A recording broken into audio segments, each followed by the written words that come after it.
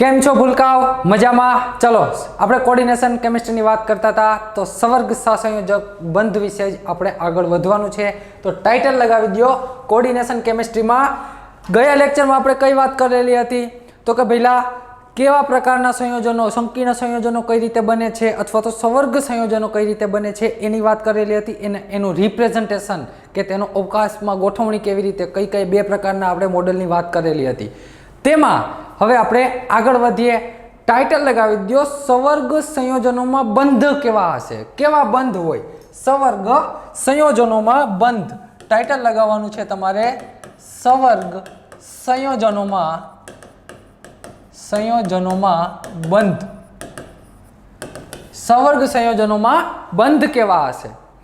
તો ભઈલા એક વસ્તુ યાદ રાખજો, તમે અત્યાર સુધી જે બંધ ભણ્યા હશો ને, કાર્બન અને હાઇડ્રોજન વચ્ચેનો જે બંધ છે તેમાં કેટલા ઇલેક્ટ્રોન હોય કહેશો મને? કાર્બન અને હાઇડ્રોજન વચ્ચે જે બંધ છે તેમાં 2 ઇલેક્ટ્રોન હોય. હા કે ના? હા 2 ઇલેક્ટ્રોન હોય છે. હવે તેમાં એક ઇલેક્ટ્રોન કોનો હોય? કાર્બનનો હોય અને એક ઇલેક્ટ્રોન હાઇડ્રોજનનો હોય. હા કે ના? હા. હવે કાર્બનની આસપાસ જો તમે 4 હાઇડ્રોજન જોડી દો, આ જો કાર્બનની આસપાસ મેં 4 હાઇડ્રોજન જોડી દીધા, તો આ 4 બંધ છે એમાં આ બંધમાં એક ઇલેક્ટ્રોન કાર્બનનો હશે, એક ઇલેક્ટ્રોન હાઇડ્રોજનનો હશે. આ બંધમાં એક ઇલેક્ટ્રોન કાર્બનનો, એક ઇલેક્ટ્રોન હાઇડ્રોજનનો, એક ઇલેક્ટ્રોન કાર્બનનો, એક ઇલેક્ટ્રોન હાઇડ્રોજનનો. હા કે ના? ઇન શોર્ટ વાત કરીએ કે 4 બંધ છે તેમાં જે 4 હાઇડ્રોજન છે અને એક કાર્બન છે, તો એક બંધમાં એક બંધમાં ટોટલ કેટલા ઇલેક્ટ્રોન છે? 2 ઇલેક્ટ્રોન છે. એક બંધની અંદર 2 ઇલેક્ટ્રોન છે. એ 2 ઇલેક્ટ્રોનમાં એક ઇલેક્ટ્રોન કાર્બનનો, એક ઇલેક્ટ્રોન હાઇડ્રોજનનો, એટલે કે બંનેની સહિયારી પાર્ટનરશિપ જોને કહેવાય ને, બંનેની સરખી ભાગ છે, બંનેનો બંધ બનાવવામાં ભાગ બંનેનો સરખો છે. એક ઇલેક્ટ્રોન કાર્બન આપ્યો, એક ઇલેક્ટ્રોન હાઇડ્રોજન, બંને 50-50% ભાગીદારીથી બંધ બનાવેલો છે. તો આને આપણે સહસંયોજક બંધ કહીએ. કયો બંધ કહીએ આને? સહસંયોજક.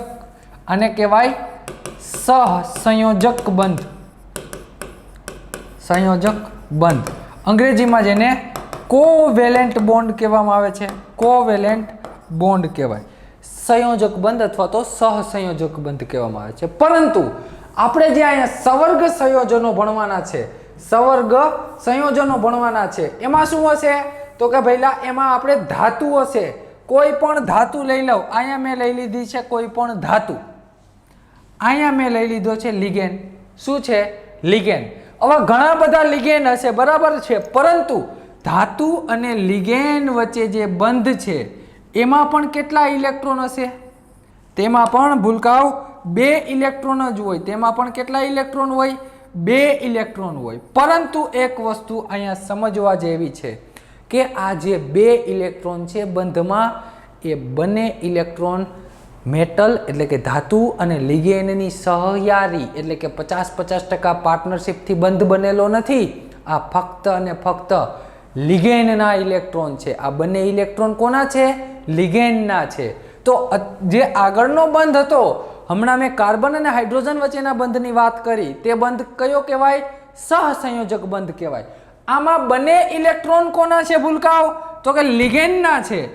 જો આ બંને ઇલેક્ટ્રોન લિગેન્ડના હોય તો અહીંયા આને આવી રીતે દર્શાવવામાં આવે છે. અહીંયા આ 2 ઇલેક્ટ્રોન મેં દર્શાવી દીધા, અહીંથી આ લિગેન્ડ સાથે બોન્ડ, લિગેન્ડે ધાતુ સાથે બોન્ડ બનાવ્યો, બંધ બનાવ્યો, તો ત્યાં આવી રીતે એરો બતાવવામાં આવે છે. આ એરાનો મતલબ શું થાય? આ જે એરો બતાવેલો છે એ એરોનો મતલબ શું થાય કે આમાં બંને ઇલેક્ટ્રોન કોના છે? લિગેન્ડના છે. તમારે આવું જ સમજવાનું છે કે બંને ઇલેક્ટ્રોન કોના છે? લિગેન્ડના છે. હવે આમાં બંને ઇલેક્ટ્રોન લિગેન્ડ જ આપે છે મેટલને. બીજી વાત, જો આને તમારે આમ ના બતાવવું હોય તો આમ પણ બતાવી શકો. આવી રીતે બતાવવું હોય ને તો તમારે એક વસ્તુ યાદ રાખવાની, ઇલેક્ટ્રોન આપે કોણ છે? તો કે લિગેન્ડ. જે ઇલેક્ટ્રોન આપતો હોય તેના ઉપર પોઝિટિવ ચાર્જ, ઇલેક્ટ્રોન મેળવે કોણ છે? મેટલ એટલે કે ધાતુ, તો એના ઉપર નેગેટિવ ચાર્જ. આવી રીતે પણ બતાવી શકો અથવા તો આવી રીતે પણ બતાવી શકો. હવે તમારી બુકમાં આ રીતે જ બતાવેલું છે, તમે આવી રીતે જ બતાવજો. કોઈ પણ બંધ હશે, આવા ઘણા બધા લિગેન્ડ લઈ લ્યો. ચલો આ લિગેન્ડ લીધો, આમાં પણ બને ઇલેક્ટ્રોન, આ લિગેન્ડ ના હશે. આ લિગેન્ડ છે, આમાં પણ બને ઇલેક્ટ્રોન, આ લિગેન્ડ ના હશે. આમાં પણ આ બંને ઇલેક્ટ્રોન લિગેન્ડ ના હશે. ઇન શોર્ટ 100 વાતની એક વાત કરીએ કે આમાં જે મેટલ છે ને, કે જે ધાતુ છે, તે બંધ બનાવવામાં પોતાના ઇલેક્ટ્રોન વાપરતી નથી. બંધ જે બનેલા હશે તે ફક્ત અને ફક્ત લિગેન્ડના ઇલેક્ટ્રોનથી બનેલા હશે. એટલે કે આમાં બંધમાં જે પાર્ટનરશિપ છે તે ફક્ત ને ફક્ત 100% કોની છે? લિગેન્ડની છે. આ બંધ બનાવવામાં આ લિગેન્ડની પાર્ટનરશિપ, ઉપરનો બંધ બનાવવામાં ઉપરના લિગેન્ડની પાર્ટનરશિપ, નીચેનો બંધ બનાવવામાં નીચેના લિગેન્ડની પાર્ટનરશિપ છે. તો જો 100% ઇલેક્ટ્રોન લિગેન્ડના હોય તો આ બંધને આપણે સવર્ગ સહસંયોજક બંધ કહેવાય. સવર્ગ સહસંયોજક બંધ અથવા તો કોઓર્ડિનેટ, અંગ્રેજીમાં coordinate covalent bond, coordinate covalent bond કહેવામાં આવે છે. કોવેલેન્ટ બોન્ડ અંગ્રેજીમાં શું કહેવાય? Coordinate covalent bond. ગુજરાતીમાં તેને સવર્ગ સહસંયોજક બંધ કહેવામાં આવે છે. તો આ સમજાઈ ગયું તમને કે બંને ઇલેક્ટ્રોન કોના હશે? લિગેન્ડના હશે. કોને લિગેન્ડ કોને ઇલેક્ટ્રોન આપતું હશે? મેટલને આપતું હશે. હવે આપણે બંધ સમજવાનું છે. આની ઓર્બિટલોની થોડી વાત કરી લઈએ. આ તમે લખી લેજો, આ તમારે લખી લેવાનું છે. ચલો લખી લેજો, આખે આખું તમે પહેલા તો લખી લેજો. ચલો હવે આપણે વાત કરવાની છે કોની? બંધની. તો એક વસ્તુ યાદ રાખો, જો ભૂલકાવ, એક વસ્તુ તમને ખ્યાલ છે કે લિગેન્ડ શું કરશે? પોતાના ઇલેક્ટ્રોન આપશે બંધ બનાવવામાં, હા કે ના? હા. આ લિગેન્ડની ઓર્બિટલ છે. શું છે? લિગેન્ડની કક્ષકો છે, જે આવી રીતે લિગેન્ડની આસપાસ ગોઠવાયેલી હશે. આ લિગેન્ડની શું છે? કક્ષકો છે. હવે બંધ બનાવવો છે તો લિગેન્ડની કક્ષક અને ધાતુની કક્ષક બંને એકબીજા સાથે બંધ બેસશે, એટલે કે ઓવરલેપિંગ કરશે, બંને બીજામાં સહભાગી થશે, એકબીજા સાથે મેળાપ કરશે, એટલે કે ઓવરલેપ થશે. તો જોજો અહીંયા આ ધાતુની કક્ષક, ઉભા રહ્યો, તેને બીજા કલરથી આપણે ડ્રો કરીએ. ધાતુની કક્ષકને આપણે બીજા કલરથી, આ ધાતુની કક્ષક છે, આ બીજી ધાતુની કક્ષક, આ ધાતુની કક્ષકો છે તે ધાતુની આસપાસ ગોઠવાયેલી હશે, હા કે ના? હા. ધાતુની કક્ષકો ધાતુની આસપાસ ગોઠવાયેલી હશે. તો જો આ ધાતુની કક્ષક અને આ લિગેન્ડની કક્ષક બંને એકબીજા સાથે જો અહીંયા મેચ થઈ ગઈ, ઓવરલેપ થઈ ગઈ. શું કહેવાય તેને? ઓવરલેપ થઈ ગઈ. તો હવે એક વસ્તુ ફિક્સ છે ભૂલકાવ, કે આમાં જે બંને ઇલેક્ટ્રોન હતા, આમાં જે બંને ઇલેક્ટ્રોન હશે તે બંને ઇલેક્ટ્રોન કોના છે? તો કે બંને ઇલેક્ટ્રોન તો પહેલા લિગેન્ડના છે. લિગેન્ડે બંધ બનાવેલો છે. લિગેન્ડ ઇલેક્ટ્રોન આપે છે એટલે મેટલ તરફ એરો દર્શાવેલો છે. મેટલ તરફ એરો દર્શાવેલો છે. આ બોન્ડ કયો કહેવાય? સિગ્મા બોન્ડ કહેવાય. આ બોન્ડને આપણે કહેશું સિગ્મા બોન્ડ. બરાબર. હવે મારે ઓર્બિટલોની વાત કરવી, તમારી બુકમાં નથી પણ સમજજો, એક્ઝામમાં પૂછાઈ શકે આમાંથી MCQ. હવે હું શું કહેવા માંગુ, આમાં બંને ઇલેક્ટ્રોન છે એ કોના છે? તો કે લિગેન્ડના છે. હવે એ બંને ઇલેક્ટ્રોન લિગેન્ડના હોય, સમજો શાંતિથી. ઓર્બિટલોનું નામ આપવા, જે કક્ષકો છે એનું નામ આપવાનું છે. આ કક્ષક, આ જે લિગેન્ડની વ્હાઇટ કલરની કક્ષક અને આ વ્હાઇટ કલરની કક્ષક બંને સરખી જ છે. બંનેને શું કહેવાય? સરખી જ કક્ષક. આ પણ ધાતુની જે કક્ષકો છે તેને સરખી જ કહેવાય. બરાબર છે. હવે હું નામ આપું છું આ કક્ષકનું. આ જે કક્ષક છે એ કક્ષકનું નામ આપવું છે. હવે લિગેન્ડ સમજો શું કહેવા માંગુ. લિગેન્ડ આ કક્ષકમાંથી પેલી ધાતુની કક્ષકમાં ઇલેક્ટ્રોન આપે છે ત્યારે જ બંધ બનશે. શું કરે છે? લિગેન્ડ પાસે આ કક્ષકમાં ઇલેક્ટ્રોન છે એટલે શું કરશે? ધાતુની કક્ષકમાં ઇલેક્ટ્રોન ટ્રાન્સફર કરશે અને બંને વચ્ચે બંધ બનાવશે. લિગેન્ડ ક્યારે ઇલેક્ટ્રોન આપી શકે? લિગેન્ડને ઇલેક્ટ્રોનનું દાન કરે. લિગેન્ડ શું કરે છે? ઇલેક્ટ્રોનનું દાન જ કરે છે. મેટલને, ધાતુને ઇલેક્ટ્રોનનું દાન કરે છે. હવે લિગેન્ડ ઇલેક્ટ્રોનનું દાન ધાતુને કરે. સાદી ભાષામાં સમજાવું, તમે કોઈને 10 રૂપિયા અથવા તો 10,000 રૂપિયા અથવા તો 1 લાખ રૂપિયાનું તમે કોઈને દાન કરો છો, કાંઈ પણ સંસ્થામાં, કાંઈ પણ ચેરિટેબલ ટ્રસ્ટમાં અથવા તો ગરીબને 10 રૂપિયા આપો છો, તો તમે ક્યારે 10 રૂપિયા આપશો? ક્યારે આપશો? જ્યારે તમારી પાસે 10 રૂપિયા હશે ત્યારે તમે તેને આપશો, હા કે ના? સ્વાભાવિક વસ્તુ છે ને, ચોખ્ખી વસ્તુ. કે કોઈ પણ વ્યક્તિ કે તમે કોઈને દાન આપો છો તો તમારી પાસે પહેલાં પૈસા હોવા જોઈએ, તમે અમીર માણસ હોવા જોઈએ તો તમે દાન આપશો. તો એવી રીતે લિગેન્ડ ઇલેક્ટ્રોનનું દાન આપે છે. લિગેન્ડ કેનું દાન આપે છે? ધાતુને ઇલેક્ટ્રોનનું દાન આપે છે ને. તો લિગેન્ડ ઇલેક્ટ્રોનિકલી રીચ હોવો જોઈએ, લિગેન્ડ ઇલેક્ટ્રોનથી અમીર હોવો જોઈએ, લિગેન્ડ પાસે બહુ બધા ઇલેક્ટ્રોન હોવા જોઈએ. તો લિગેન્ડ શું કરશે? આપશે, ઇલેક્ટ્રોન આપશે ધાતુને. તો આ લિગેન્ડની જે ઓર્બિટલ હશે, લિગેન્ડની જે આ વ્હાઇટ કલરની તમને કક્ષક દેખાય છે, એ કક્ષકમાં ઇલેક્ટ્રોન ખૂબ જ માત્રામાં હશે, એટલે કે કક્ષક ઇલેક્ટ્રોનથી ભરેલી હશે. તો હું અહીંયા લખી શકું ભરેલી કક્ષક. હા કે ના? હા, ભરેલી કક્ષક હશે, બરાબર છે. અને આ જે બંધ બનેલો છે તેને આપણે કયો બંધ કહીએ છીએ? સવર્ગ સહસંયોજક બંધ, જે સિગ્મા બોન્ડ જેવો જ છે. સિગ્મા બોન્ડ જેવો જ, તમે સિગ્મા બોન્ડ કહી શકો, તમે સિગ્મા બોન્ડ જ કહેજો. સવર્ગ સહસંયોજક બંધ છે, તેમાં બંને ઇલેક્ટ્રોન લિગેન્ડના છે. અને કેમાંથી? તો કે લિગેન્ડની ભરેલી કક્ષકમાંથી આપે છે, ઇલેક્ટ્રોન દાન આપે છે. હવે આ જે ભરેલી કક્ષક છે, હવે બીજી વસ્તુ, મેટલ શું કરે છે? મેટલનું કામ શું? તો કે લિગેન્ડ જે ઇલેક્ટ્રોન આપે છે ને, લિગેન્ડની ઓર્બિટલ મેટલની ઓર્બિટલને ઇલેક્ટ્રોન આપે છે, એટલે મેટલની કક્ષકને ઇલેક્ટ્રોન આપે છે. હવે લિગેન્ડ શું કરશે? મેટલ શું કરશે? ધાતુ ઇલેક્ટ્રોનનો સ્વીકાર કરશે. હા કે ના? હા, ગરીબ છે આ ભાઈ, ધાતુ છે ને એ ગરીબ માણસ છે, એની પાસે ઇલેક્ટ્રોન નથી. લિગેન્ડ કેવો છે? ઇલેક્ટ્રોનથી અમીર માણસ છે. તો તમે કોઈને ગરીબને 10 રૂપિયા આપો છો તો એ શું કરે છે? એ 10 રૂપિયાનો ગરીબ વ્યક્તિ સ્વીકાર કરે છે. તો સેમ વસ્તુ, આ કોણ છે? ગરીબ વ્યક્તિ છે. આ કોણ છે? અમીર માણસ છે. અમીર માણસ પાસે ઘણા બધા રૂપિયા છે, એટલે ઘણા બધા ઇલેક્ટ્રોન છે લિગેન્ડ પાસે. મેટલ પાસે ઇલેક્ટ્રોન નથી. તો મેટલ શું કરશે? ઇલેક્ટ્રોનનો સ્વીકાર કરશે. તો ક્યારે સ્વીકાર કરી શકે? ક્યારે સ્વીકાર કરી શકે?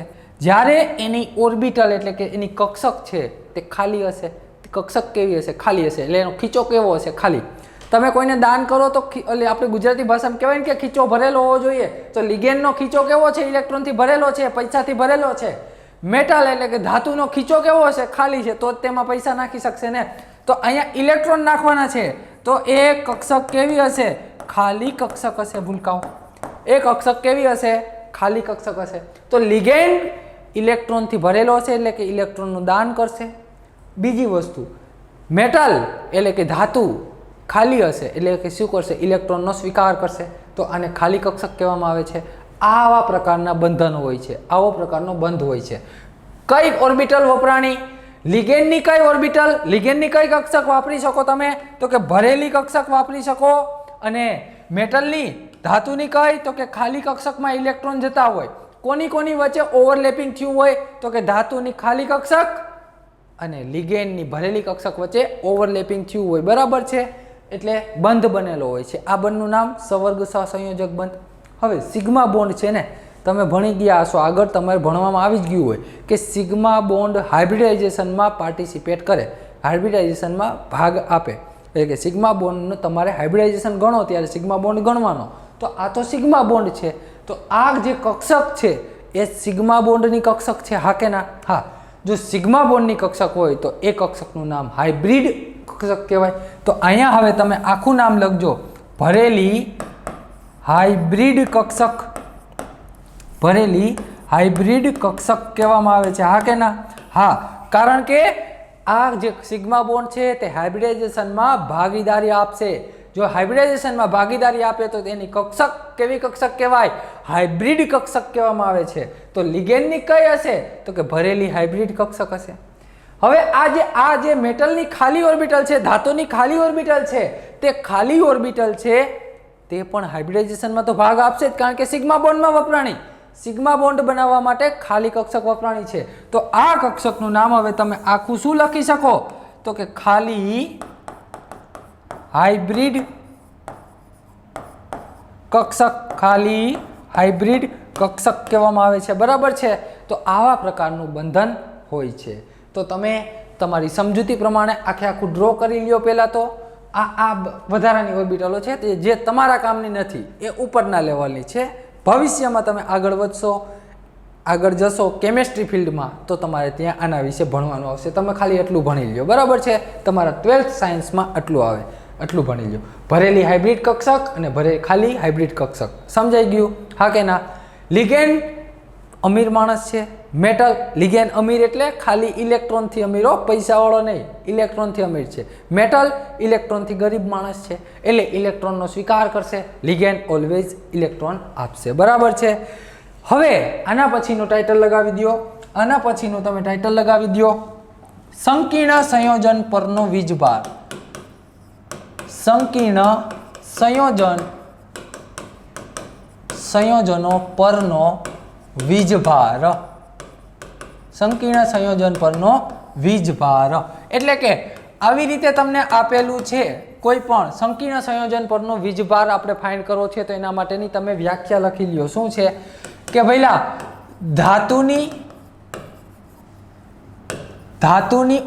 ધાતુનો ઓક્સિડેશન આંક, ધાતુનો ઓક્સિડેશન આંક, ઓક્સિડેશન આંક અને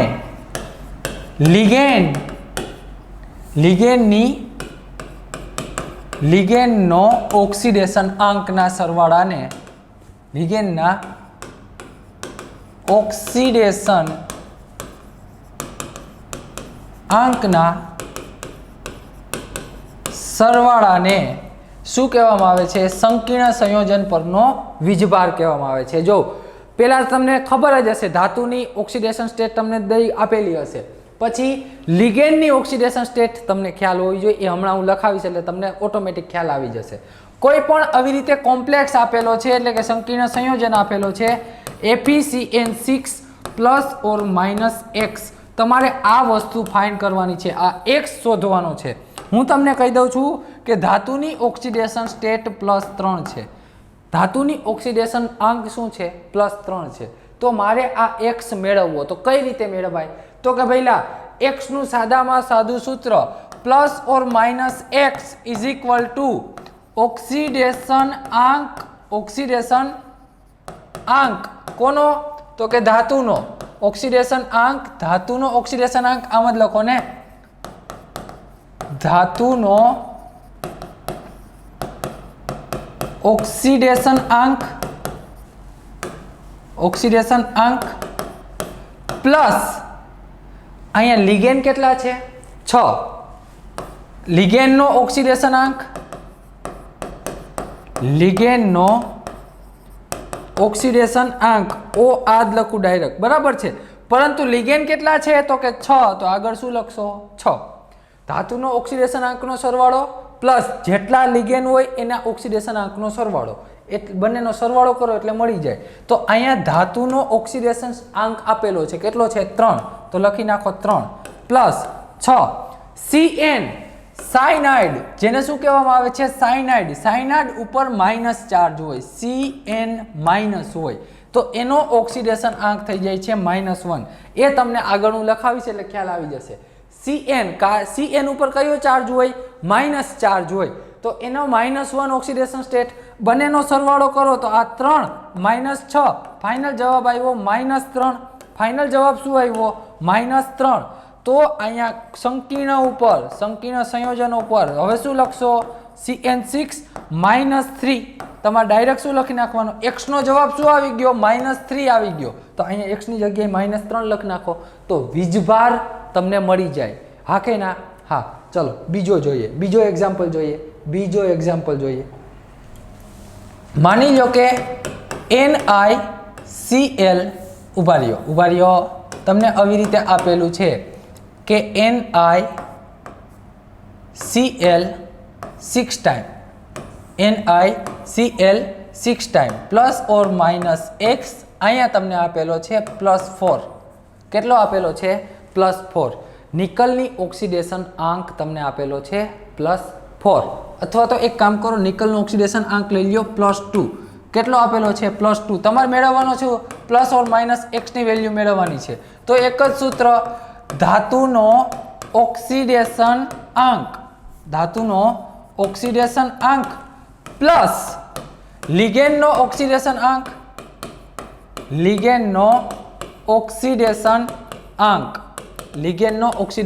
પરંતુ લિગેન્ડ કેટલા છે? તો કે પહેલા 6 છે તો લખી નાખો 6.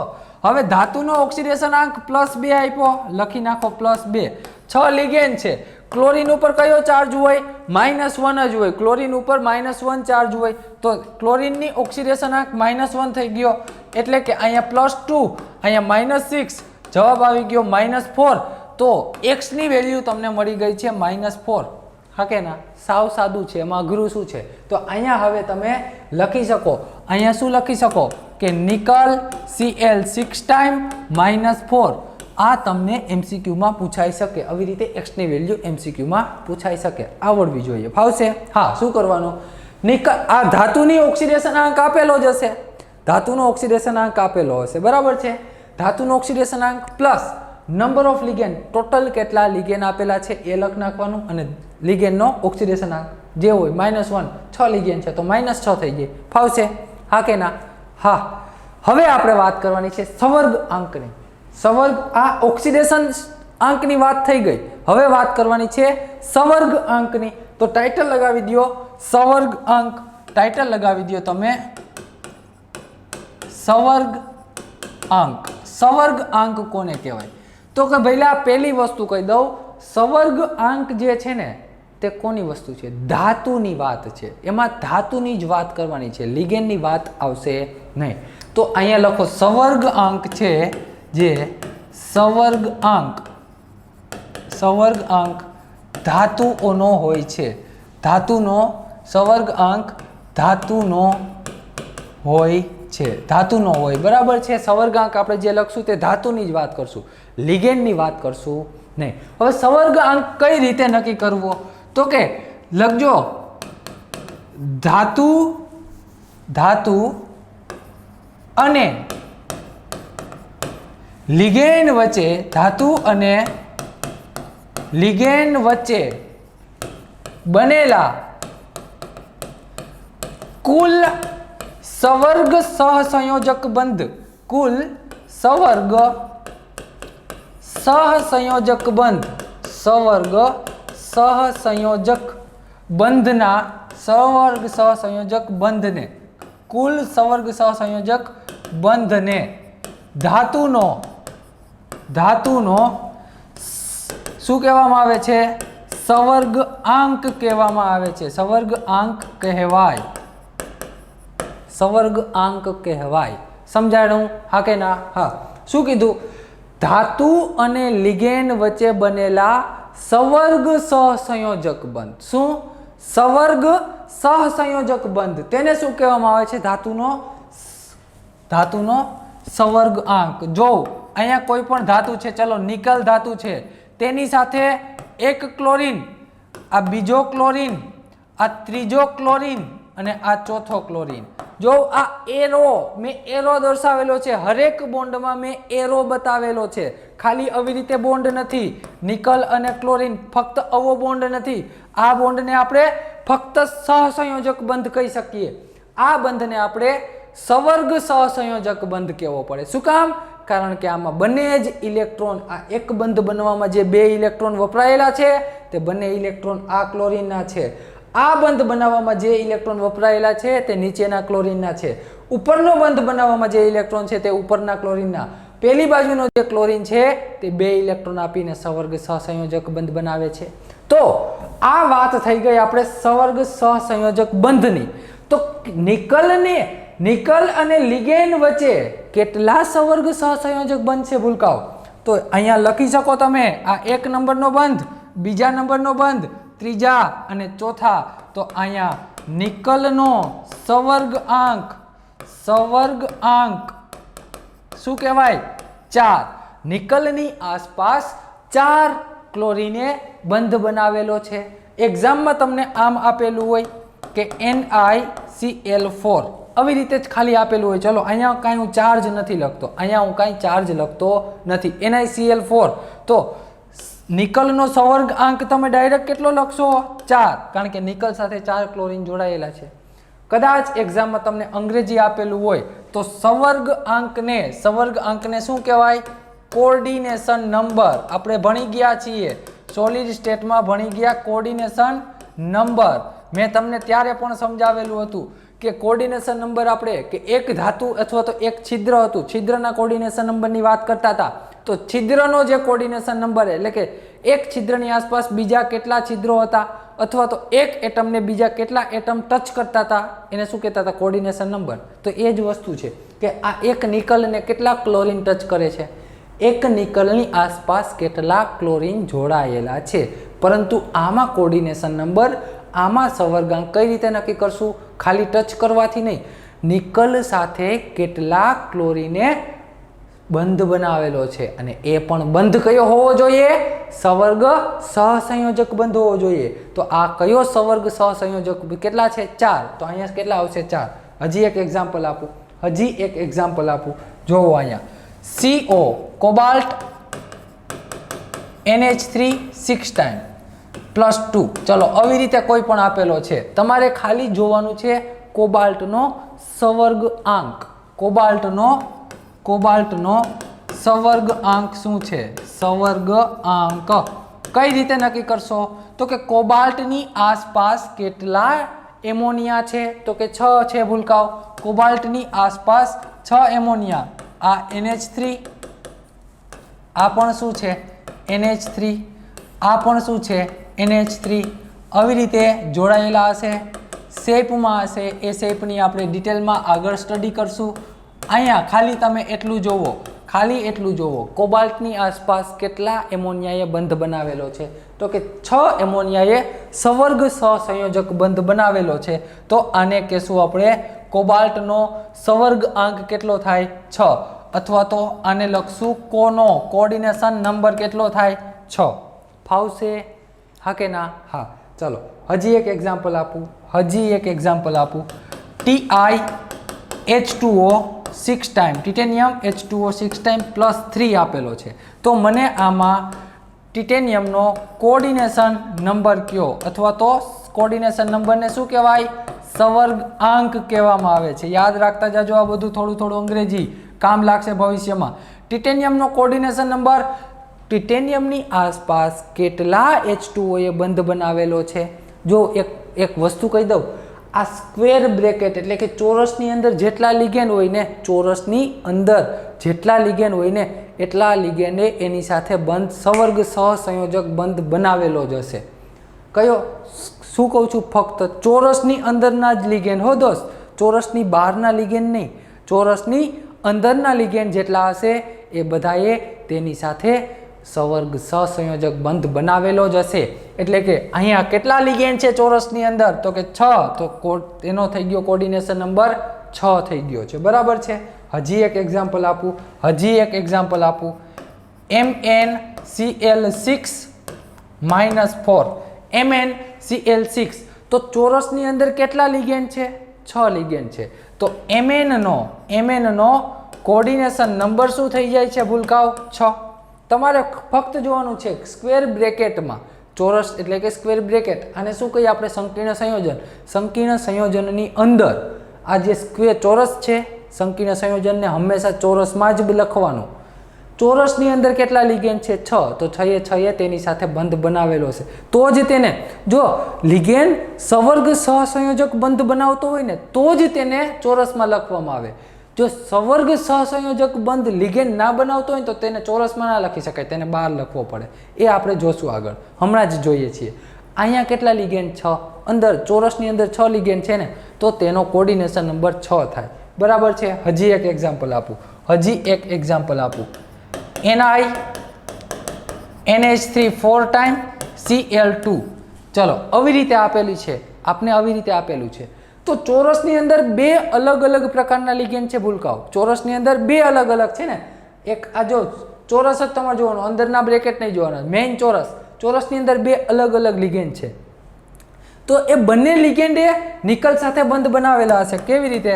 જો 4 એમોનિયા છે ને, આ 4 એમોનિયા 4 એમોનિયા, આ એમોનિયા, આ પણ એમોનિયા, આવી રીતે 4 એમોનિયા થઈ ગયા. ચલો તો 2 ક્લોરીન વધ્યા, આ 2 ક્લોરીને બંધ બનાવેલો. ટોટલ તો 6 જ થયા ને. તો નિકલનો કોર્ડિનેશન નંબર શું થાય? નિકલનો કોર્ડિનેશન નંબર નિકલનો કોર્ડિનેશન નંબર થાય છે 6. ભલે ને અલગ અલગ રહ્યા પણ આપણે તો તમારે ફક્ત સવર્ગ સહસંયોજક બંધ ગણવાના છે ને. આ પહેલા નંબરનો, બીજા નંબર, ત્રીજો નંબર, ચોથો નંબર, પાંચમો, છઠ્ઠો, ટોટલ કેટલા બંધ થઈ ગયા? 6. તમારે લિગેન જ જોવાના. લિગેન કયા છે એ નથી જોવાના, બંધ કેટલા બને છે એટલા જોવાના. એ ક્યાંથી ખબર પડે? તો કે અંદર સ્ક્વેર બ્રેકેટ ચોરસની અંદર કેટલા લિગેન છે, જેટલા લિગેન હોય એનો ટોટલ કરી નાખો, અહીંયા થઈ જશે તમારો બંધ. સમજાઈ ગયું? હા કે ના? હા. ચલો હવે આપણે વાત કરવાની છે વર્નરના સિદ્ધાંતની. કોની વાત કરવાની છે? વર્નરના સિદ્ધાંતની. તો લખો વર્નરનો સિદ્ધાંત. ટાઇટલ લગાવી દો, વર્નરનો સિદ્ધાંત. વર્નરનો સિદ્ધાંત. વર્નરનો સિદ્ધાંત શું કહેવા માંગે છે? વર્નરનો સિદ્ધાંત જોજો. આ વર્નરભાઈ એટલો હોશિયાર માણસ હતો, ખતરનાક હોશિયાર માણસ હતો. શું કામ હોશિયાર? સમજાવું, ધ્યાન આપજો, ધ્યાન આપજો, સમજાવું. કે ઇલેક્ટ્રોન, આ વર્નરભાઈએ જે સિદ્ધાંત આપ્યો ક્યારે? તો કે ઇલેક્ટ્રોનની સંયોજકતા પહેલા, ઇલેક્ટ્રોનની શોધ પહેલા, એક આમ જ લખો ને, ઇલેક્ટ્રોનની શોધખોળ પહેલા વર્નરભાઈએ કહેલું, લખજો આવી રીતે, વર્નરે કહેલું કે ધાતુ પાસે બે પ્રકારની સંયોજકતા હશે. સંયોજકતા હશે. ક્યારે કહી દીધું હતું? જ્યારે ઇલેક્ટ્રોનની શોધ નથી થઈ ને એ પહેલા વર્નરભાઈએ કહી દીધું કે ધાતુ હશે એની પાસે બે પ્રકારની સંયોજકતા હશે. જોવજીને હોશિયાર જ કહેવાય ને, એને ખબર નથી કે ઇલેક્ટ્રોન, પ્રોટોન, ન્યુટ્રોન આવી રીતે શોધ થશે. એ પહેલાં એણે કહી દીધું હતું કે ધાતુ પાસે બે પ્રકારની સંયોજકતા હશે. એટલે એને હોશિયાર કહેવો પડે દોસ્ત. આપણે તો બધું ચેપ્ટર પૂરું થઈ જાય પછી નથી ખબર પડતી, એને તો કાંઈ નથી ખબર ત્યારે કહી દીધું હતું. હવે આ જે સંયોજકતા છે, સંયોજકતા એ બે પ્રકારની છે. ધાતુ પાસેની સંયોજકતા બે પ્રકારની છે. એક કઈ છે? પ્રાથમિક સંયોજકતા અને એક છે દ્વિતીયક સંયોજકતા. પ્રાથમિક સંયોજકતા અને દ્વિતીયક સંયોજકતા લખજો, આ લખજો. પરંતુ પહેલા હું સમજાવી દઉં પછી. આ જે બે સંયોજકતા છે એના વિશે આપણે ભણવાનું છે હમણાં. પહેલા એક કામ કરો, અહીંયા યાદ રાખજો કે પ્રાથમિક સંયોજકતા હશે ને તે આયનીકરણ પામશે. પ્રાથમિક સંયોજકતાનું આયનીકરણ થશે. આનું પ્રાથમિક સંયોજકતા હોય તેનું આયનીકરણ થાય, પરંતુ જે દ્વિતીયક સંયોજકતા હોય એનું આયનીકરણ ના થાય. આયનીકરણ ના થાય. આયનીકરણ એટલે તો તમને ખ્યાલ ને, આયનો છૂટા પડે. શું થાય? આયનો છૂટા પડે. તો જે પ્રાથમિક સંયોજકતા હશે તેમાંથી તમે આયનો છૂટા પડી શકો, પરંતુ જે દ્વિતીયક સંયોજકતા હશે તેમાંથી તમે આયનો છૂટા પાડી શકો નહીં. આ ભણી જ ગયા છીએ, તમને જ્યારે લખીશ ત્યારે વધારે સમજાશે. એક કામ કરીએ ને, અહીંયા લખી જ નાખીએ. અહીંયા એક લખી જ નાખું, Ni. જોજો, એક સંયોજક લખું છું NH3 6 ટાઈમ Cl2. એમાં જે Cl2 છે ને આ છે મારી પ્રાથમિક સંયોજકતા. એમોનિયા છે તે છે મારી દ્વિતીયક સંયોજકતા. હા કે ના? પ્રાથમિક સંયોજકતા અને દ્વિતીયક સંયોજકતા સમજાવતો જાઓ અને લખાવતો જાઓ, જો બંને જોજો. હવે તમે આનું આયનીકરણ કરો છો, આપણે કર્યું હતું જ. આનું તમે આયનીકરણ કરો. આનું જો હું આયનીકરણ કરું નાખું, આયનીકરણ, તો બે આયનો છૂટા પડે. એક તો આ સ્ક્વેર બ્રેકેટ એટલે કે ચોરસવાળો NH3 6 ટાઈમ, અને એના ઉપર ચાર્જ આવશે 2. કઈ રીતે આવશે જોશું. અને આના આયનો પડી જાય 2Cl-. ઇન શોર્ટ ટોટલ 3 આયનો બને. હવે એમાં આયનીકરણ ફક્ત કોનું થયું છે ભૂલકાઓ? આ જે ક્લોરીન હતો ને, ક્લોરીનનું આયનીકરણ થઈ ગયું. પરંતુ આ જે દ્વિતીયક સંયોજકતા હતી મારી એમોનિયાને દ્વિતીયક સંયોજકતા કહેવાય. તે નિકલ સાથે હજી એઝ ઇટ ઇઝ છે, તેણે બંધ પોતાનો તોડ્યો નથી. આને નિકલ સાથે, આને જો નિકલ સાથે બંધ બનાવેલો છે એ તૂટી ગયો અને આયનીકરણ પામી ગયું. તો પ્રાથમિક સંયોજકતા હશે ને, આ જે પ્રાથમિક સંયોજકતા કહેશું કોને કહેવાય? તો કે સ્ક્વેર બ્રેકેટની બહારનો ભાગ, ચોરસની બહારની જે લિગેન્ડ લખેલા હશે ને, ચોરસની બહાર લિગેન્ડ લખેલા હશે તે બધાને આપણે પ્રાથમિક સંયોજકતા કહેશું. ચોરસની અંદર લિગેન્ડ લખેલા હશે તેને દ્વિતીયક સંયોજકતા કહેશું. સમજાય? ચોરસની અંદરના જે હશે તેને દ્વિતીયક સંયોજકતા, ચોરસની બહાર હશે તેને પ્રાથમિક સંયોજકતા કહેશું. હા કે ના? હા. હવે પ્રાથમિક સંયોજકતા હશે તે આયનીકરણ પામશે, પરંતુ દ્વિતીયક સંયોજકતા, આ જે દ્વિતીયક સંયોજકતા છે તે ક્યારેય આયનીકરણ નહીં પામે. સમજાઈ ગયું? હા કે ના? હા. ચલો એક કામ કરો, આટલું સ્ટેપ લખી લ્યો, તો આટલા લખી લ્યો, હું જવા દઉં છું, પછી જવા દઉં છું. ચલો વિડીયો સ્ટોપ કરી અને તમે આટલું લખી લેજો. આને હવે હું જવા દઉં છું. ચલો આને જવા દો. અહીંયા બીજો પોઈન્ટ લખો, અહીંયા બીજો પોઈન્ટ લખો. તમે બીજો પોઈન્ટ કયો લખશો? કે આ આયનીકરણ પામશે, બરાબર, અથવા તો આયનીકરણ થશે, આ આયનીકરણ થશે નહીં. હવે અહીંયા લખો, અને ચોક્કસ દિશા હોય, ચોક્કસ દિશા હોય છે. અહીંયા લખો ચોક્કસ દિશા હોતી નથી. અરે સોરી, અહીંયા ચોક્કસ દિશા હોતી નથી, હોતી નથી. અહીંયા લખજો ચોક્કસ દિશા હોય, ચોક્કસ દિશા હોય છે. એટલે કે આની જે એક વખત મેટલ સાથે આ દ્વિતીયક સંયોજકતામાં જે લિગેન્ડ આવતા હશે એમણે એક વખત ધાતુ સાથે જે બંધ બનાવી લીધો, એ પછી એ જ જગ્યાએ બંધ રહેશે. એ બંધ પોતાની જગ્યા બદલશે નહીં. અહીંયા આ પોતાની જગ્યા બદલશે. કઈ રીતે હમણાં આગળ જોઈએ, બરાબર છે? કઈ રીતે હશે તે હમણાં આગળ જોઈએ. ત્રીજો પોઈન્ટ લખો અહીંયા. અહીંયા ત્રીજો પોઈન્ટ, આ જે પ્રાથમિક સંયોજકતા હશે તે શું બતાવશે? તો કે ધાતુની અથવા તો ધાતુનો ઓક્સિડેશન આંક, ધાતુનો ઓક્સિડેશન આંક દર્શાવશે. ઓક્સિડેશન આંક દર્શાવે છે, ધાતુનો ઓક્સિડેશન આંક દર્શાવે. આ જે છે આ શું બતાવે છે? તો કે ધાતુનો સવર્ગ આંક બતાવે છે. સવર્ગ આંક હમણાં જ જોયો, સવર્ગ આંક દર્શાવે છે, દર્શાવે છે. તમને ખ્યાલ જ છે ને સવર્ગ આંક કોને કહેવાય? તો કે મેં હમણાં કીધું છે, સ્ક્વેર બ્રેકેટ, ચોરસની અંદર જેટલી લિગેન્ડ લખેલા છે એ બધા તેની સવર્ગ આંક કહેવાય. તો જેટલા લિગેન્ડ હશે, દ્વિતીયક સંયોજકતા જેટલી હશે એટલી જ તમારો સવર્ગ આંક આવશે. પછી અહીં લખો, અહીંયા લખો, ફક્ત ઋણ આયનથી સંતોષાય, ફક્ત ઋણ આયનથી. હમણાં નહીં સમજાય, ખાલી લખી લ્યો, ઋણ આયનથી સંતોષાય, સંતોષાય. અહીંયા લખો તટસ્થ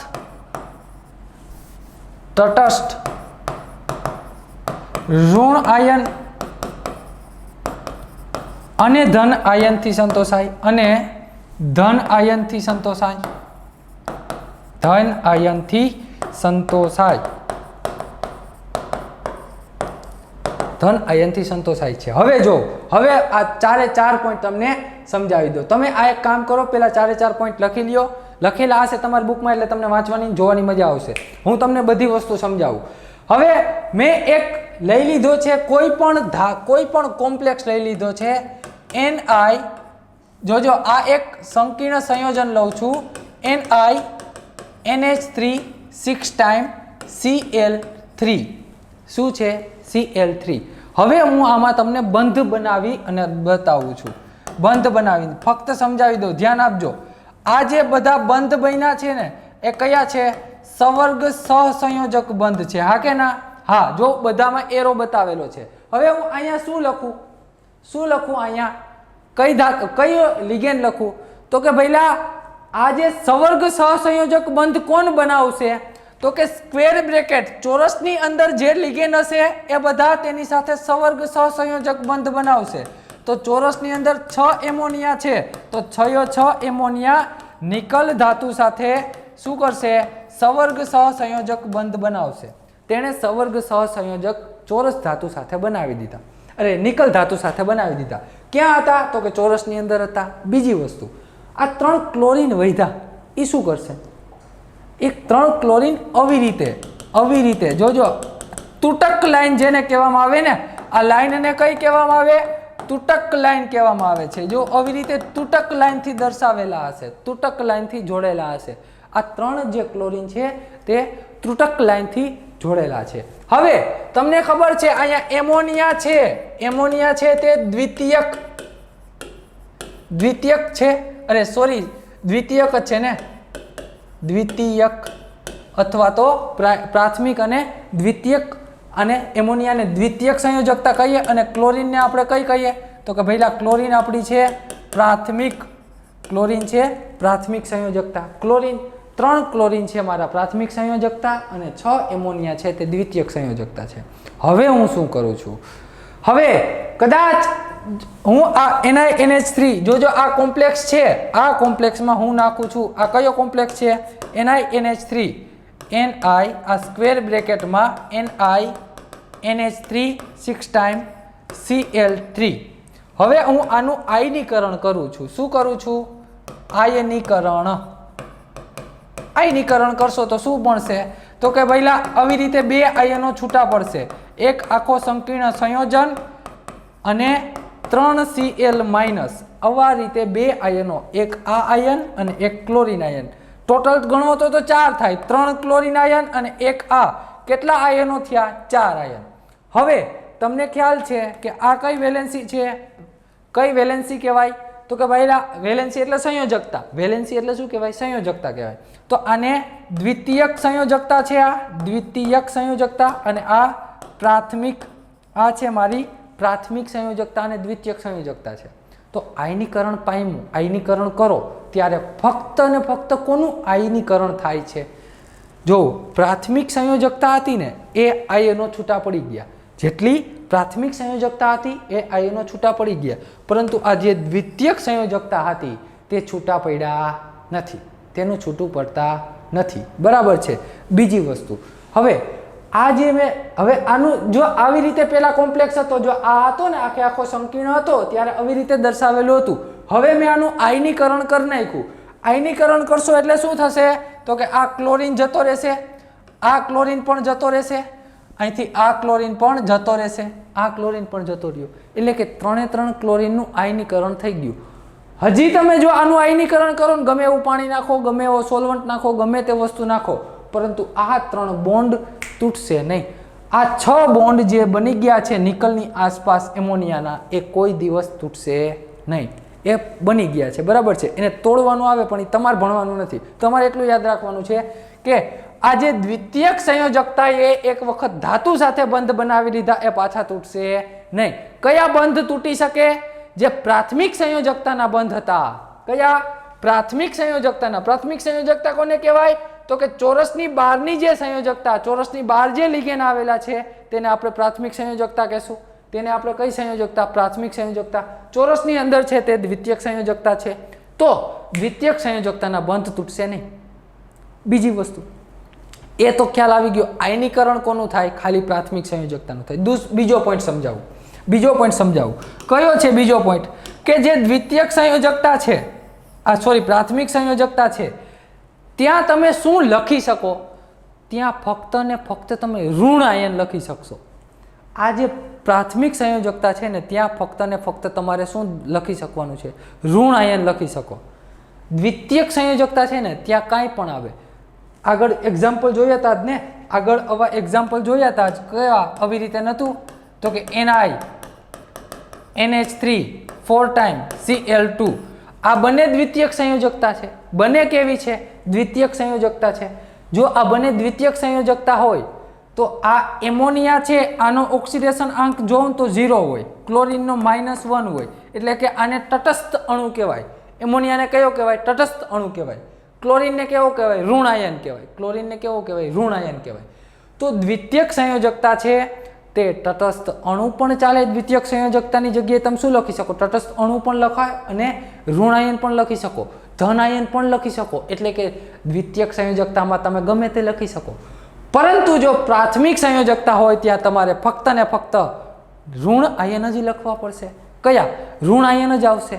તો આ બીજો પોઈન્ટ થઈ ગયો કે પ્રાથમિક સંયોજકતા જો તમારે લખવી હોય તો ત્યાં તમારે ઋણાયન લખવો હોય, એટલે આપણે લખ્યું કે ઋણાયનથી સંતોષાય પ્રાથમિક સંયોજકતા.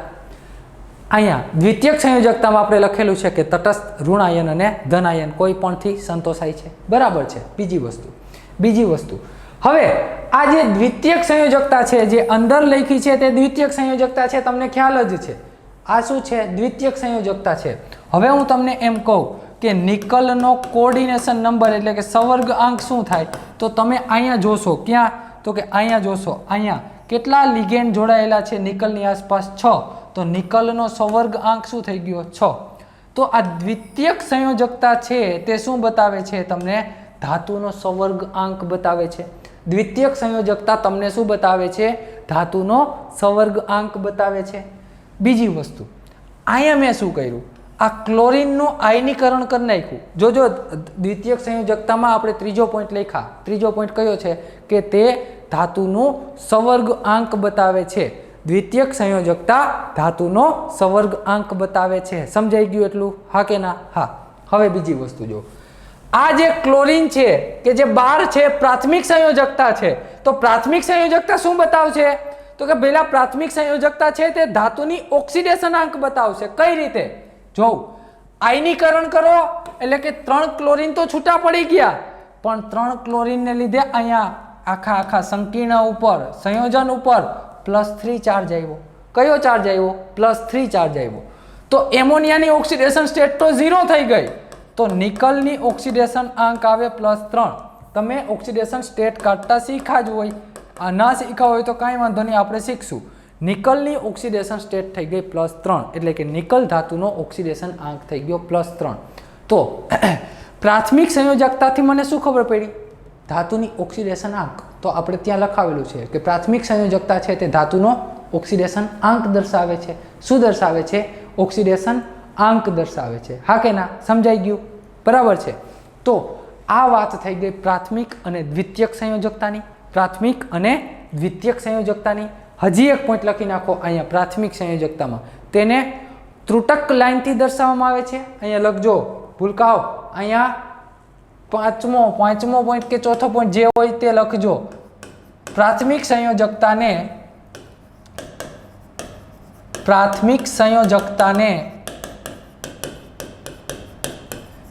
ત્રુટક લાઇનથી દર્શાવવામાં આવે છે. કઈ પેલા?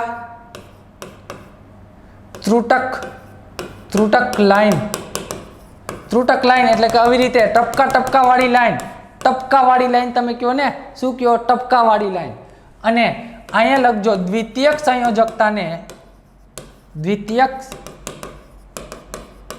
સંયોજકતાને સોલિડ લાઇન અથવા તો ઘન લાઇન, જેને આપણે અવી લાઇન કહીએ ને, અવી લાઇન, આમ સીધી રેખા, એને ઘન લાઇન અથવા તો તમે સાદી લાઇન પણ કહી શકો છો. સાદી લાઇન પણ કહી શકાય. બરાબર છે. હવે હું તમને વાત કહું, અહીંયા ધ્યાન આપજો. હવે અહીંયા હું તમને સમજાવું છું. આયનીકરણ કોનું થશે? બહાર રહેલા આયનોનું. હા કે ના? હા. ચલો, તમને કોઈ કોમ્પ્લેક્સ આપી દઈએ, કોઈ પણ કોમ્પ્લેક્સ આપી દઈએ, CO. ચલો એક કામ કરો, આણ્વીય સૂત્ર આપેલું હોય, આણ્વીય સૂત્ર આપેલું છે, તો તમને એમાંથી કોમ્પ્લેક્સ બનાવતા આવડવું જોઈએ, સંકીર્ણ બનાવતા આવડવું જોઈએ. હવે જોજો, ધ્યાન આપજો. અહીંયા પહેલું તમને સૂત્ર આપવું કે COCl3 6NH3, COCl3 6NH3. હવે આમાં આ તો ન્યુટ્રલ છે એટલે કે તટસ્થ અણુ છે. એમોનિયા તો તટસ્થ કહેવાય. ક્લોરીન શું કહેવાય? ઋણ આયન કહેવાય. ક્લોરીનને કેવો આયન કહેવાય? ઋણ આયન કહેવાય. હવે આનું મારે સૂત્ર બનાવવું છે, મોલેક્યુલર ફોર્મ્યુલા બનાવવી છે કે કોમ્પ્લેક્સ કેવો બનશે. તો કે પહેલાં તો કોબાલ્ટ લખી નાખો, ધાતુને ચોરસની અંદર લખી નાખો.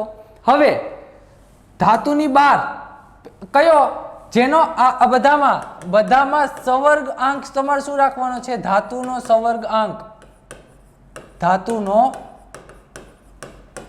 સંવર્ગ આંક કેટલો હોવો જોઈએ? 6. ધાતુનો સંવર્ગ આંક 6 હોવો જોઈએ. તો અહીંયા શું લખશો? NH3 કેટલા છે? 6. તો 6 એ 6 યુઝ કરી લ્યો. 6. તો 3 ક્લોરીન વધ્યા. જો 6 ને જ અંદર લખી શકો, ધાતુનો સંવર્ગ આંક 6 પૂરો થઈ ગયો. હવે ક્લોરીન અંદર ના લખી શકાય, નહીતર સંવર્ગ આંક 7 થાય. કેટલા થાય? સવર્ગાંક 7 થાય. તો ક્લોરીનને ક્યાં લખવા પડશે? 12. ક્લોરીનને 12 લખવો પડશે, હા કે ના? હા. હજી જો માની લ્યો તમને આવું સૂત્ર આપેલું હોય, ક્લોરીનને શું કામ 12 લખો? એનું રીઝન આગળ સમજશું. COCl3 5 ટાઈમ ઓફ NH3, 5 જ એમોનિયા આપ્યા, તો તમે સૂત્ર કઈ રીતે બનાવશો? પેલા એમોનિયાને તો અંદર જ રાખશો. આ 5 એમોનિયા, સવર્ગાંક તમારે ધાતુનો 6 રાખવાનો છે, તો અહીંયા તો 5 જ થયો. તો એક ક્લોરીનને અંદર લઈ લ્યો. હવે જો એક ક્લોરીન હશે ને તે દ્વિતીયક વેલેન્સી હશે, બાકી કેટલા ક્લોરીન વધ્યા? 2. તો આ કઈ વેલેન્સી થઈ ગઈ? કઈ સંયોજકતા થઈ ગઈ? પ્રાથમિક સંયોજકતા. આ બંને કઈ છે? દ્વિતીયક સંયોજકતા. ફાવશે? માની લ્યો કે તમને સૂત્ર આવી રીતે આપેલું હોય, COCl3 4 time of NH3, 4 time of NH3. તમારે સવર્ગાંક, ધાતુનો સવર્ગાંક 6 જ રાખવાનો છે. તો પેલા તો એમોનિયાને જેટલા હોય એટલા વાપરી લ્યો, 4. હજી 2 ખૂટે તો 2 ક્લોરીન લખી નાખો સ્ક્વેરની અંદર, એક ક્લોરીનને 12 રાખી દો. એક ક્લોરીનને ક્યાં રાખવાનું છે? 12 રાખવાનું છે. સમજાઈ ગયું એટલું? સૂત્ર બનાવતા આવડશે, હા કે ના? ફાવે જ ને? ચલો હવે આપણે વાત કરીએ 1 by 1 આગળ સૂત્ર બનાવવાની. તમને ક્વેશ્ચન એક્ઝામમાં કેવો પૂછાઈ શકે? જો ક્વેશ્ચન એક્ઝામમાં કેવો પૂછાઈ શકે, પહેલા તમને સૂત્ર બનાવતા આવડવા જોઈએ. સૂત્ર બનાવતા આવડવા જોઈએ. તો અહીંયા આપણે એક ટેબલ લખીએ. આણ્વીય સૂત્ર આપેલું હશે, આણ્વીય સૂત્ર આપેલું હશે. પછી તમારે અહીંયા લખવાનું છે શું? સંકીર્ણ સંયોજન. સંકીર્ણ સંયોજન લખવાનું છે. પછી અહીંયા લખવાના છે આયનો, અને અહીંયા લખવાની છે વાહકતા. અહીંયા શું લખશો? વાહકતા. બરાબર છે. પહેલું સૂત્ર તમને આપેલું છે, ધ્યાન આપજો ભૂલકાઓ. પહેલું સૂત્ર આપેલું છે COCl3 6 time of NH3, 6 time of NH3. જો એમોનિયા જેટલા હોય ને તેને તમારે ક્યાં ઉપયોગ કરવાના છે? દ્વિતીય સંયોજકતામાં. દ્વિતીય સંયોજકતામાં, બરાબર. જો દ્વિતીય સંયોજકતામાં એમોનિયા ખૂટે તો ક્લોરીન લેવાના છે, પરંતુ બધા ક્લોરીનને દ્વિતીય સંયોજકતામાં નહીં. શું કામ? ક્લોરીનને પ્રાથમિક સંયોજકતામાં પહેલા રાખીએ, કારણ કે ક્લોરીન ઋણ આયન છે. ઓર પ્રાથમિક સંયોજકતા શેનાથી સંતોષાય? ઋણ આયનથી સંતોષાય. તટસ્થ છે, એમોનિયા તો તટસ્થ છે, તો એમોનિયાને તમે પ્રાથમિક સંયોજકતામાં રાખી શકો નહીં. સમજાણું હવે? તો આનું સૂત્ર બનાવશો તો કંઈક આવું સૂત્ર બને. CONH3 6 ટાઈમ અને 3 ક્લોરીન 12 છે. 3 ક્લોરીન ક્યાં છે? 12. પહેલું સૂત્ર બની ગયું. ચલો બીજી વાત કરીએ. અહીંયા ધ્યાન આપજો. COCl3 5 ટાઈમ ઓફ NH3 આપેલું હોય તો તમે સૂત્ર કઈ રીતે લખશો? કે CONH3 5 એમોનિયા તો અંદર લખી નાખ્યા, પરંતુ આનો સવર્ગાંક 6 કરવામાં, આ કોબાલ્ટનો સવર્ગાંક 6 કરવામાં મને એક ક્લોરીન ખૂટે, એક વેલેન્સી ખૂટે, તો એક ક્લોરીન અંદર, તો 2 ક્લોરીન 12, 2 ક્લોરીનને 12 લખવાનું. ત્રીજું સૂત્ર આપેલું હોય કે COCl3 4 ટાઈમ ઓફ NH3 આપેલું છે, તો સૂત્ર કઈ રીતનું બનશે? CONH3 4 ટાઈમ, 2 ક્લોરીન અંદર લઈ લ્યો, એક જ ક્લોરીનને 12 રાખવાનો, કારણ કે આનો સવર્ગાંક તો 6 કરવો ને. ટોટલ બ્રેકેટની અંદર, સ્ક્વેરની અંદર, ચોરસની અંદર કેટલા હોવા જોઈએ? 6 લિગેન્ડ હોવા જોઈએ. Total 4 ammonia, 2 chlorine. ચોથી વાત કરું, સૂત્ર આપેલું છે આવું, COCl3 3 ટાઈમ ઓફ NH3, 3 જ એમોનિયા આપ્યા, તો CO પેલા એમોનિયા તો મેં લખી નાખ્યા 3 અંદર, હજી 3 વેલેન્સી ખૂટે, 3 સંયોજકતા ખૂટે, તો 3 ક્લોરીનને લખી નાખો અંદર. એક બી ક્લોરીન 12 નથી. હવે મારે અહીંયા આયનો લખવા. આયનો કઈ રીતે લખાય? તો કે ભાઈલા આયનો લખવા માટે પહેલા મારે શું કરવું પડે? આયનીકરણ કરવું પડે. આવો એનું આયનીકરણ કરી નાખીએ. ચલો આનું આયનીકરણ કરી નાખીએ. પેલો કોમ્પ્લેક્સ કંઈક આવો હતો. સંકીર્ણ શું હતું? તો કે CONH3 6 ટાઈમ, સ્ક્વેર પૂરો Cl3. હવે હું આનું કરું છું આયનીકરણ.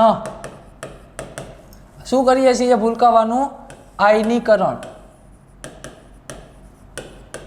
ધ્યાન આપજો, આયનીકરણ કરો તો તમને ખ્યાલ જ છે. કઈ?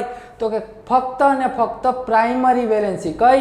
ફક્ત ને ફક્ત પ્રાઇમરી વેલેન્સી, એટલે કે પ્રાથમિક જે સંયોજકતા છે તે જ આયનમાં પરિવર્તન પામશે. એટલે કે કંઈક આવું બનશે. CONH3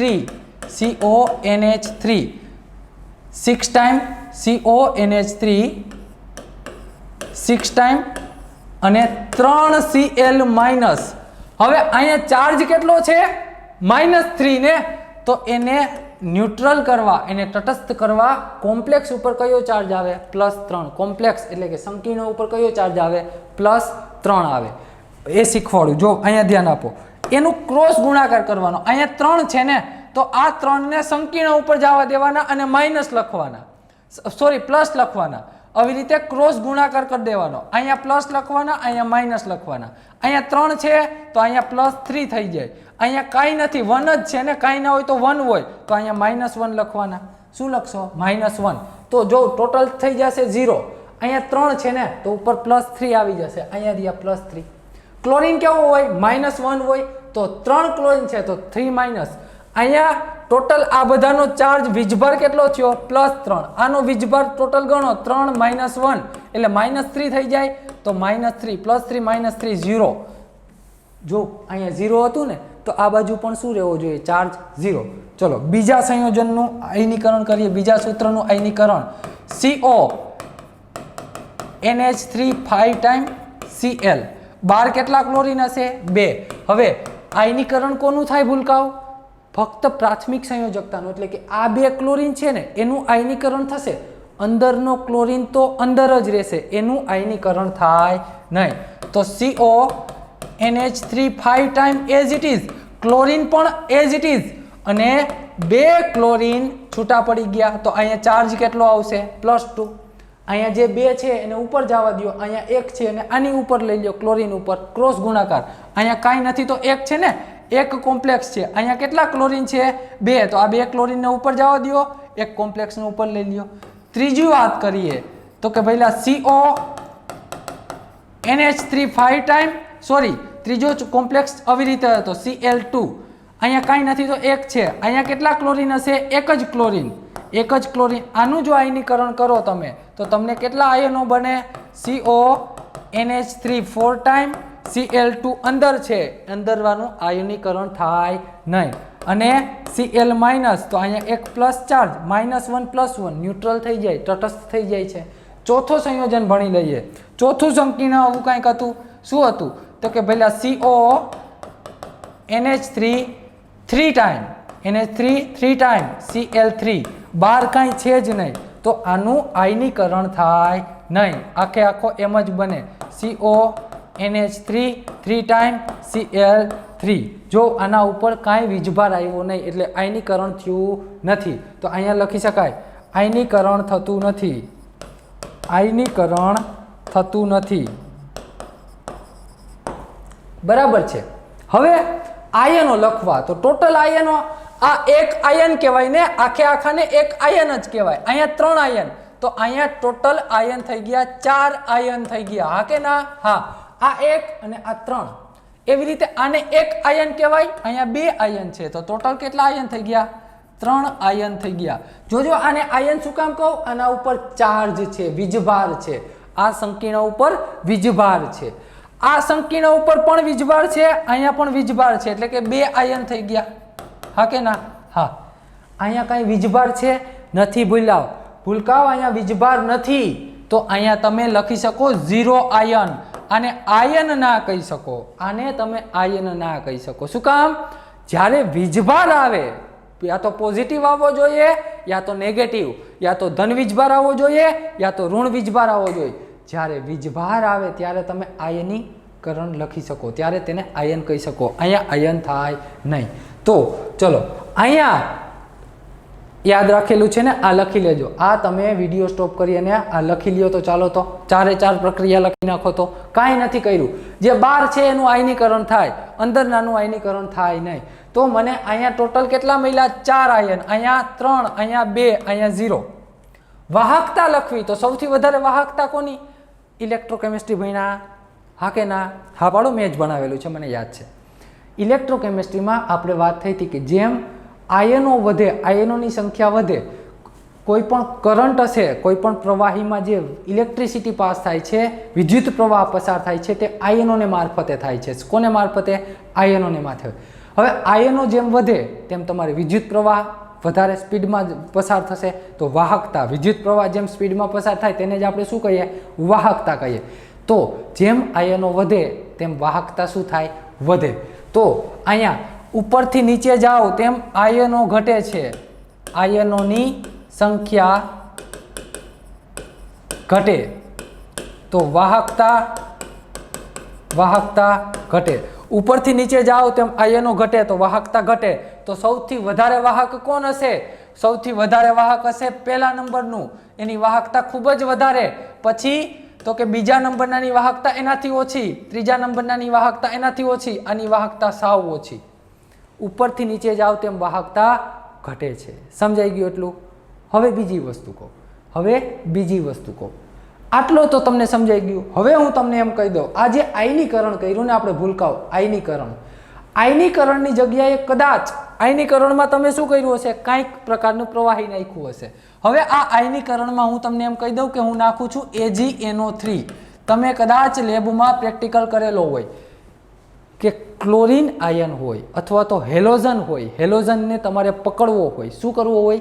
હેલોજનને જો પકડવો હોય તો તમારે તેમાં AgNO3 નાખવાનું. AgNO3 નાખશો ને એટલે હેલોજન શું કરશે?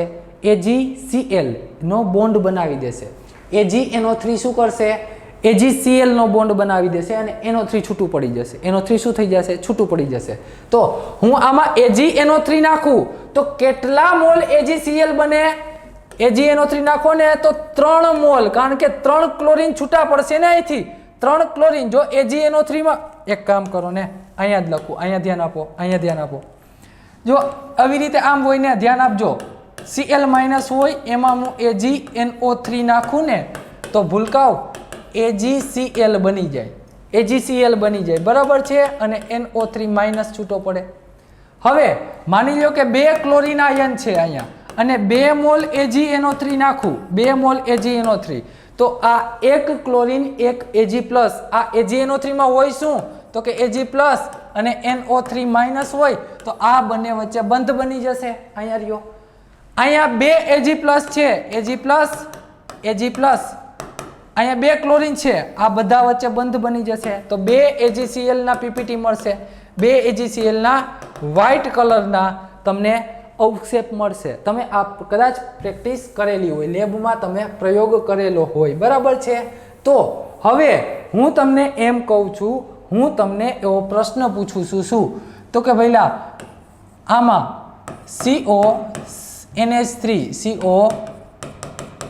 NH3 6 ટાઈમ, Cl3, આમાં તમે બહુ બધું AgNO3 નાખો. AgNO3 એક્સેસ, અંગ્રેજીમાં શું કહેવાય? એક્સેસ, એટલે કે ખૂબ જ વધારે માત્રામાં AgNO3 નાખી દો તો અહીંયા કંઈક આવો કોમ્પ્લેક્સ બનશે. આ કોમ્પ્લેક્સ તો એઝ ઇટ ઇઝ, આના ઉપર +3, અને પેલા Cl- છૂટો પડતો હતો ને, પરંતુ હવે 3 Cl- છૂટા પડતા હતા, હા કે ના? હા. પરંતુ આ 3 Cl- છૂટા નહીં રહે. શું થઈ જશે? 3 Cl- Ag સાથે બંધ બનાવી અને 3 AgCl ના મોલ આપી દેશે. 3 મોલ કેટલા મળ્યા? 3 મોલ AgCl બની ગયા, બરાબર છે. બીજી વસ્તુ, NH3 5 ટાઈમ્સ Cl, 2 ક્લોરીન છે તો આમાં તમે AgCl નાખો, AgCl એક્સેસ અમાઉન્ટમાં નાખો તો એક તો એઝ ઇટ ઇઝ છે જ આ NH3 6 times Cl, NH3 5 times Cl, 2 chlorine છૂટા પડવાના હતા તો હવે 2 મોલ AgCl બનશે. શું બનશે? 2 મોલ AgCl બનશે. સમજાય? હા કે ના? હા. હવે હું તમને એક પ્રશ્ન આપું, એક પ્રશ્ન લખો, ક્વેશ્ચન જે તમારે સોલ્વ કરવાનો છે. નીચે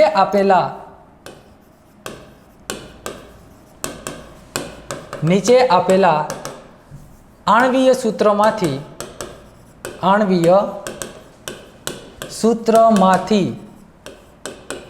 કયું સૂત્ર AgNO3 સાથે 2 મોલ AgCl ના અવક્ષેપ આપશે? બહુ સમજવા જેવો છે. નીટમાં અથવા તો જીમાં પૂછાશે 100%. નીટ અથવા તો જીમાંથી આવા ક્વેશ્ચન પૂછાય. પહેલો question, answer of FeCl3 6NH3. બીજો ઓપ્શન લખજો FeCl3 5NH3. તમારે શું કરવાનું, સોલ્વ કઈ રીતે કરવાનો હમણાં સમજાવું. FeCl3 4NH3 અને D FeCl3 3NH3. FeCl3 3NH3. આ તમારા ચારેય ઓપ્શન છે. તમે સોલ્વ કરવાની ઘરે ટ્રાય કરજો. કઈ રીતે કરજો? પહેલાં તો આમાંથી આ પેલો છે ને એનો તમે સૂત્ર બનાવજો, સંકીર્ણ સંયોજન બનાવજો. કઈ રીતે બનાવશો? આગળ બનાવ્યા એ જ રીતે. ભલે ને ધાતુ બદલાઈ ગઈ, ગમે તે હોય. એમોનિયાને તમારે ચોરસમાં અંદર રાખવાનો છે, ક્લોરીન બહાર રાખવાનો છે. બધાનો સવર્ગ આંક કેટલો થવો જોઈએ? 6. બધાનો સવર્ગ આંક 6 થવો જોઈએ. બરાબર છે? આ કરશો તમે. હવે આ થઈ જાય ને, બધાના તમે સૂત્ર બનાવી લેજો. બધાના શું કરશો? સૂત્ર બનાવી લેજો. સવર્ગ આંક બધાનો 6 રાખજો, એટલે તમને ઓટોમેટિક ખ્યાલ આવી જાય. સૂત્ર પહેલાં બનાવજો, સંકીર્ણ સંયોજનો બનાવજો. બરાબર છે? ચલો આટલું કરી લેજો. આનો જવાબ તમે મને વોટ્સએપમાં મોકલી દેજો. મળીએ નેક્સ્ટ લેક્ચરમાં. Thank you very much. ત્યાં સુધી ભૂલકાઓ એટલું મહેનત કરીને વાંચજો. મહેનત કરીને મસ્ત રીતે વાંચવાનું છે તમારે. બરાબર છે? મળીએ નેક્સ્ટ લેક્ચરમાં. Thank you very much.